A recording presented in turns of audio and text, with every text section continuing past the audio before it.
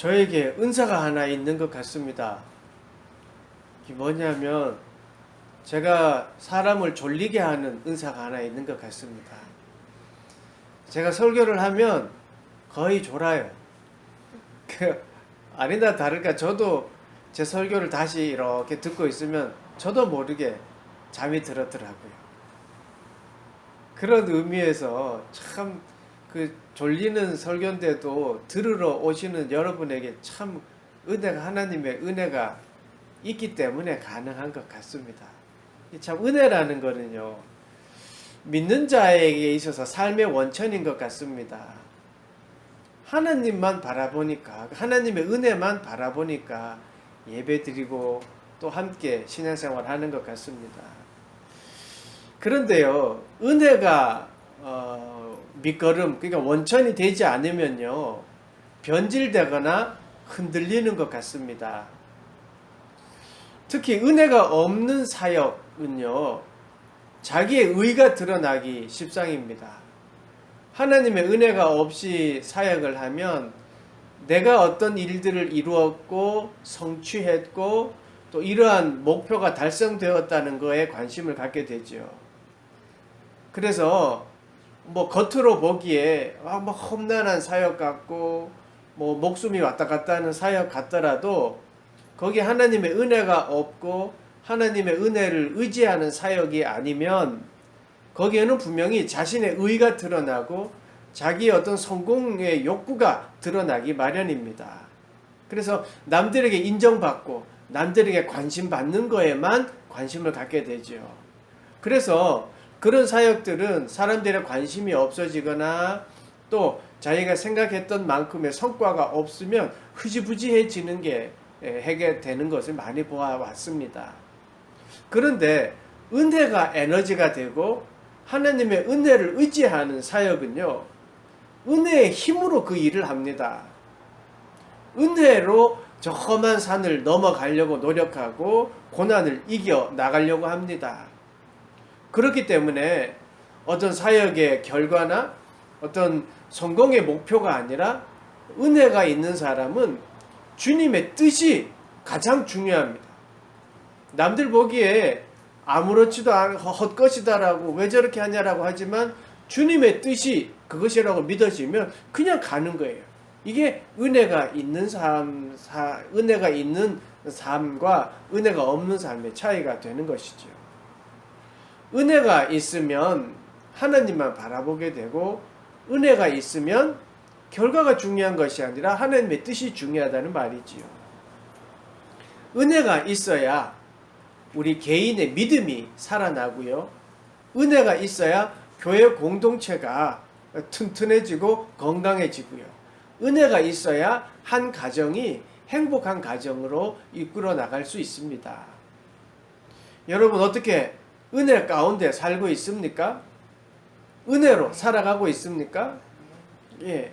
시편 31편에 보면 다윗이 은혜 가운데 있었기 때문에 고백하는 그 고백들이 나옵니다.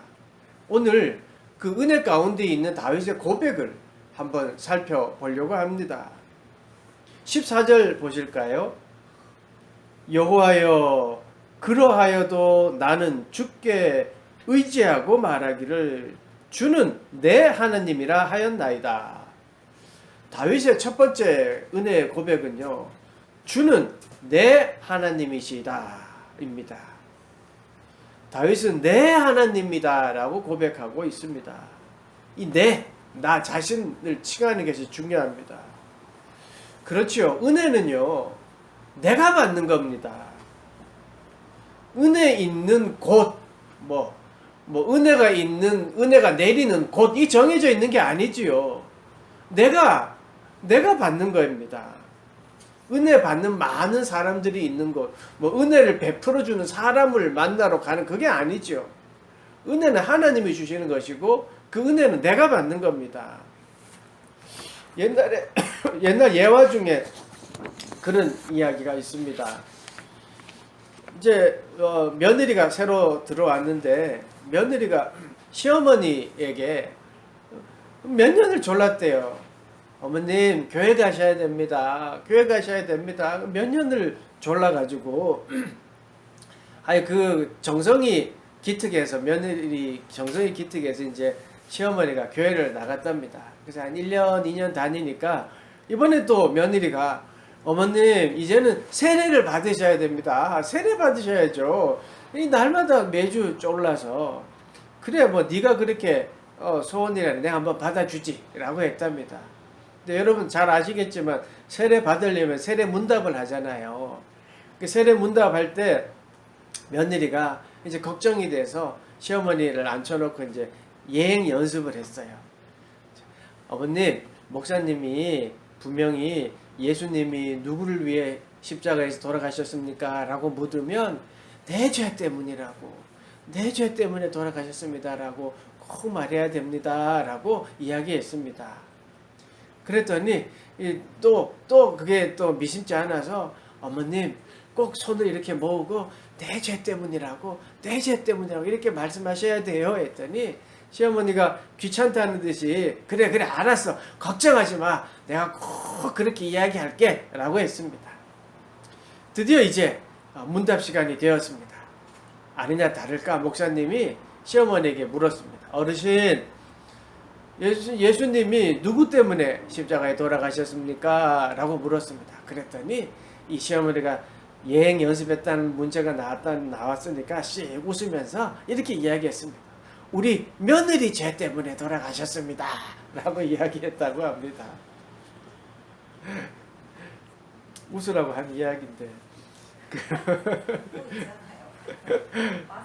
그렇습니다. 마스크 때문에 안 보였군요. 은혜는요 여러분 내 것입니다. 내가 받는 겁니다. 구원의 은혜는 하나님이 나에게 주신 것이지요. 우리가 기도 많이 하는 아내가 있으니까 걱정 없다.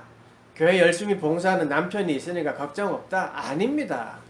내가 받는 겁니다. 내가 은혜를 받아야 합니다. 다시 말해서 내 하나님, 나의 주님, 나의 구세주, 나의 십자가, 내 예수님이 되어야지. 이게 바로 내 삶을 하나님이 주관해 주시고 은혜 가운데 사는 삶이 되는 것이지요. 주는 내 하나님이다 라고 고백한 다윗이 여러분 평안한 삶이 있고 또 아주 그냥 기쁨이 넘쳐났기 때문에 내 하나님이여 라고 했다고 생각하십니까? 아닙니다. 다윗은요 고통 중에 있었습니다. 이렇게 고백합니다. 9절 10절 보십시오. 오늘 본문 9절 10절 여호와여 내가 고통 중에 있사오니 내게 은혜를 베푸소서. 내가 고통 중에 있다라고 고백합니다. 내가 근심 때문에 눈과 영혼과 몸이 쇠하였나이다. 10절 내 일생을 슬픔으로 보내며 나의 연수를 탄식함으로 보내며 내 기력이 나의 죄악 때문에 약하여지며 나의 뼈가 쇠하도소이다. 얼마나 고통스러웠던지 내 눈이 내 영혼이 내 몸이 지금 약해지고 있습니다. 내 일생이 슬픔 가운데 있습니다. 내가 왜 이런 삶을 살아야 됩니까? 라고 지금 한탄하고 있습니다. 그렇지만 결국 은혜 가운데 그 은혜를 붙잡고 있는 다윗은 내 하나님이여 내 하나님이여 라고 고백하였던 것이지요. 이렇게 힘들고 피곤하고 힘이 없을 때에 하나님을 부르고 있습니다. 내게 은혜를 베푸십시오 라고 기도하고 내 하나님이여 라고 부르고 있습니다. 12절에서 그 상황을 아주 적절하게 자기 스스로를 표현했어요. 깨진 그릇 같다라고 표현합니다. 여러분 깨진 그릇 여러분 어떻게 합니까? 그냥 버리잖아요. 아마 눈도 안 돌아봅니다. 그렇게 자신을 그렇게 깨지고 버려진 상황이라고 말하고 있습니다. 그때 그렇게 고통스럽고 깨진 그릇 같은 그런 상황일 때 은혜의 사람은 하나님을 부릅니다. 하나님 도와주십시오 라고 말입니다. 은혜가 무엇입니까? 하나님이 우리 인간에게 베풀어 주신 사랑이 그게 은혜 아닙니까? 내게 고통 가운데 있고 일생이 슬픔 같고 정말 눈과 정말 몸과 영혼이 쇠하여진 이런 상황이 되었지만 그럼에도 불구하고 하나님을 찾고 하나님을 부르짖는 것, 이게 바로 은혜 가운데 있는 삶의 모습입니다. 하나님이 우리를 사랑하신다는 증거입니다. 그 하나님이 나를 사랑하신다는 것을 계속 붙들고 믿고 신뢰하는 것, 이게 바로 은혜입니다. 우리가 주님이 나를 사랑하신다고 믿을 때, 하나님이 나에게 베풀어 주신 사랑의 은혜를 생각할 때, 그때서야 비로소 우리는 주변 상황이나 내 처지 때문에 괴로워하고 왜 내가 이렇게 스스로를 과소평가하는 것에서 벗어날 수 있습니다. 왜냐하면 하나님은 우리가 업적이 많고 적음에 따라서 사랑을 많이 하고 적게 하는 분이 아니기 때문입니다. 하나님의 은혜가 우리가 봉사가 많아야 되고 헌물이 많아야지 받는 것이 아니기 때문입니다.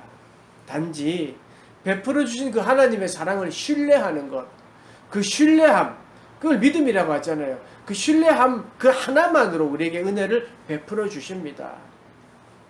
그래서 우리를 하나님이 선택하셨던 것이죠. 그런데 우리는 늘 상황만 바라보고 내 처지만 바라보고 하나님이 나를 안 사랑하시나? 하나님 나에게 은혜를 거둬가셨냐라고 생각하는 것이죠. 그게 아닙니다. 다윗은 고통 가운데 하나님을 부르셨고 내 하나님이여라고 불렀습니다. 은혜 가운데 있는 자의 모습입니다. 이렇게 내가 믿음, 하나님을 신뢰하는 그 믿음, 그 하나가 있으면 그게 바로 은혜의 사람을 만듭니다. 왜냐하면 하나님은 한량없이 변함없이 우리에게 은혜를 베푸시기 때문입니다. 두 번째 은혜의 사람 다윗의 고백은요, 나의 앞날이 주의 손에 있사오니, 나의 앞날이 주의 손에 있습니다 라고 고백합니다. 우리 시편 31편 15절 보십시오. 15절, 나의 앞날이 주의 손에 있사오니 내 원수들과 나를 핍박하는 자들의 손에서 나를 건져 주소서. 나의 앞날이 주의 손에 있사오니, 이 고백 뭡니까? 겸손함의 고백입니다. 하나님의 은혜 가운데 있는 자는요 겸손합니다. 왜냐하면 내 앞날이 주의 손에 있기 때문입니다. 내가 개척해 나가는 것이 아니라 하나님의 손, 즉 내 삶의 주인이 우리 주님이심을 아는 것, 이게 바로 은혜의 기본입니다. 13절을 한번 보십시오. 13절, 내가 무리의 비방을 들었으므로 사방이 두려움으로 감싸였나이다. 그들이 나를 치려고 함께 의논할 때 내 생명을 빼앗기로 꾀하였나이다.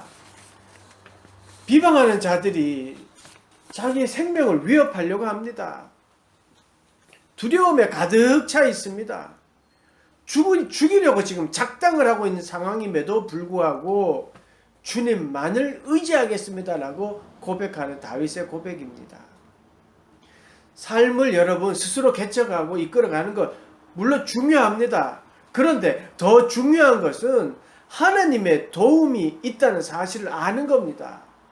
내가 열심히 하는 것 같지만요, 하나님이 뒤에서 나를 서포트해 주시고 함께 손잡고 가시기 때문에 가능한 일입니다. 하나님의 계획하심을 믿는 것, 그것이 더 중요합니다. 하나님이 함께 하시다는 것을 믿으면요, 실패와 고난도 이게 밑거름이 된다는 믿음이 내한테 옵니다. 결국 좋게 하시는, 결국 나를 더 강하게 좋게 하시는 그 하나님을 믿게 된다는 말이죠. 여러분, 깜깜한 밤이 있는 것 같지만요, 그 깜깜한 밤이 지나면 햇빛이 옵니다. 하나님이 없는 것처럼 힘드십니까? 아닙니다. 하나님은 분명히 살아계십니다. 그리고 그분은 우리를 도와주고 계십니다. 다윗은 자신의 앞날을 책임지시는 그분 여호와 하나님을 굳게 믿었습니다. 그래서 그 하나님을 간절히 사모하며 고백하고 있습니다. 다시 한번 15절 보십시오. 나의 앞날이 주의 손에 있사오니 내 원수들과 나를 핍박하는 자들의 손에서 나를 건져 주소서. 내 앞날을 주님께 맡기는 것, 삶의 주관자가 우리 하나님이라는 것을 알기에 그는 당당하게 하나님께 고백했던 것이죠. 나의 앞날은 주님 앞에 달려 있습니다. 그러니 주님만이 나를 건질 수 있습니다. 라고 고백하였습니다. 하나님 앞에, 하나님께 내 삶을 맡기는 것, 이게 바로 겸손입니다. 나를 불쌍히 여겨 주십시오. 나를 인도하여 주십시오. 라고 하는 고백이 바로 겸손의 표현이지요. 은혜라는 히브리어 단어는요, 하난이라는 단어인데요. 긍휼히 여기다, 불쌍히 여기다, 또 기도하다라는 의미가 있습니다. 그러니까 우리가 주님 앞에 하나님 나를 불쌍히 여겨 주십시오 라는 고백 속에는요, 하나님 앞에 나는 아무것도 아닙니다. 내 인생의 주관자이신 주님께서 나를 인도해 주십시오 라는 고백입니다. 내가 계획을 세우고 또 그 내 계획대로 내 생각대로 되게 해 주십시오. 믿습니다. 라고 하는 기도가 보다는 내 삶의 주님, 내가 어떻게 하면 좋겠습니까? 하나님이 원하시는 방향을 보여주십시오. 라고 기도하는 것이 중요하다는 말입니다. 내 생각대로, 내 계획대로 믿습니다. 라고 하기 전에 하나님의 뜻을 물어보는 그 삶이 겸손한 삶, 은혜의 삶의 모습이라는 것입니다. 내 앞날이 주의 손에 있다는 고백, 이게 우리의 고백이 되길 원합니다. 하나님은 택한 백성인 우리를 끝까지 사랑하십니다. 끝까지 보호하시고 끝까지 사랑하시기 때문에 예수 그리스도를 이 땅에 보내셨고, 그 예수 그리스도는 우리의 영원한 안식처를 마련하기 위하여 십자가에 돌아가셨고 부활하셨고 지금 우리를 지켜보고 계십니다. 세 번째 은혜의 고백은요, 주의 사랑하심으로 나를 구원하소서입니다. 주의 사랑하심으로 나를 구원하소서. 16절입니다. 주의 얼굴을 주의 종에게 비추시고 주의 사랑하심으로 나를 구원하소서. 주의 얼굴을 나의 종에게 비추시고. 여러분, 구약시대에는요, 주님의 얼굴에 빛을 붙이는 것이 은혜의 상징이었습니다. 민수기에 보면 여호와 하나님께서 모세를 통해서 제사장들이 백성들에게 어떻게 축복해야 되는지를 보여주고 있습니다. 그 축복의 문구를 알려주셨어요. 민수기 6장 25절 26절 여호와는 그 얼굴로 내게 비추사 은혜 베푸시기를 원하며 여호와는 그 얼굴을 내게로 향하여 드사 평강 주시기를 원하노라 할지어다 하라. 그 축복의 원천을 모습을 보여주셨죠. 하나님의 얼굴을 비추시는 것은 이게 복의 은총, 그 은혜의 모습이었던 것이죠. 하나님의 주의 얼굴을 종에게 비추는 것은 주님이 나를 사랑하시고 또 결국 그것이 구원의 은혜의 모습인 것이지요. 여러분, 우리가 복받아 잘 사는 것 정말 좋습니다. 우리가 늘 몇몇 분들이 원하는 거 있죠. 건물주가 되어서 넉넉하게 사는 거 좋습니다. 존경받으며 사는 거 좋습니다. 그런데 그게 목적이 되어서는 안 된다는 겁니다. 주의 얼굴을 비추어서 내가 성공을 해야 되겠다라가 아니라 죄의 구렁텅이에서 죄 가운데 살아가는 그 삶에서 하나님이 구원해 주셨음이 중요합니다. 그것을 붙잡는 거지요. 세상적인 가치관에서 우리를 구원해 주셨고, 욕망적인 삶에서 우리를 구원해 주셨고, 두려움 가득하고 스펙만을 바라보며 살아가는 그 삶에서 우리를 건져 주셨습니다. 이제는 하나님의 사랑이 중요하고 주의 은혜를 깨닫고 살아가는 것이 중요하다는 것, 이걸 우리에게 가르쳐 주셨습니다. 그게 중요하다는 것이죠. 은혜의 사람은 이렇게 하나님의 은혜를, 하나님의 뜻을 아는 겁니다. 하나님의 뜻에 따라 살아가고 있는 내 모습에 감사하고 또 하나님의 사랑에 감사하는 모습, 이게 바로 은혜의 삶의 모습입니다. 주의 얼굴이 내게 비춰지면 이제 고생 끝, 행복 시작, 이런 그런 어떤 단순함에서 이제는 우리가 좀 벗어나야 합니다. 하나님이 내 삶의 주인이시다. 하나님이 나를 위해 십자가의 길을 걸어가셨다. 나를 사랑하셔서 지금도 나와 함께하고 계시다. 그래서 내가 하나님의 은혜로 살아갈 수 있다. 하나님과의 관계가 더 깊어지고 하나님을 조금씩 알아가고 예수 그리스도를 조금씩 알아가고 그래서 주님과의 사귐이 깊어지고 그런 삶, 이게 기쁨으로 여기는 삶, 그런 삶이 바로 은혜 가운데 살아가는 삶입니다. 그렇게 하나님의 은혜가 내 안에 있으면 어떠한 고통과 어떠한 삶의 고난이 있다 하더라도 그것을 이길 수 있고 주님과 더불어 뚜벅뚜벅 함께 걸어갈 수 있게 됩니다. 사랑하는 여러분, 하나님의 뜻을 이루고 하나님의 뜻을 생각하고 하나님의 뜻을 나누는 삶, 그게 바로 은혜의 삶입니다. 고통 중에 있을 때 다윗은 은혜를 구했습니다. 내게 은혜를 베푸십시오. 그리고 다윗은 고백했습니다. 주는 나의 하나님이십니다. 나의 앞날이 주의 손에 있습니다. 주의 얼굴을 내게 비추어 주십시오라고 고백했습니다. 이제 내일부터 고난주간이 시작되는데 그 고난주간 한 주간 동안 여러분 이 다윗의 고백처럼 나의 하나님이십니다. 나의 앞날을 주의 손에 맡깁니다. 주의 얼굴을 내게 비춰주십시오 라고 고백하는, 그렇게 기도하는 그런 여러분 되시기를 간절히 축원합니다. 기도하겠습니다.